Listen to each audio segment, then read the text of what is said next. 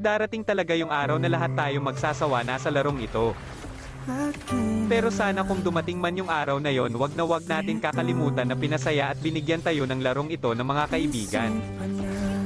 By the way, ako na lang ba yung ganito na ngayon? Dati kasi paggising ko pa lang ng umaga hahanapin ko na agad yung cellphone ko tapos maglalaro agad ng ML.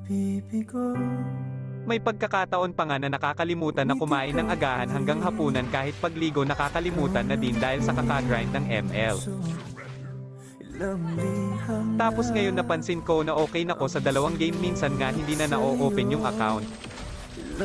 Ganito na talaga ngayon kasi site na to para magseryoso na sa buhay. Hindi man ako naging kilala sa larangan ng larong ito, masaya naman ako na marami akong nakilala at nag-borrow on ng mga tao na nabigyan ko ng kaunting ngiti. Walang lungkot na sumisilip.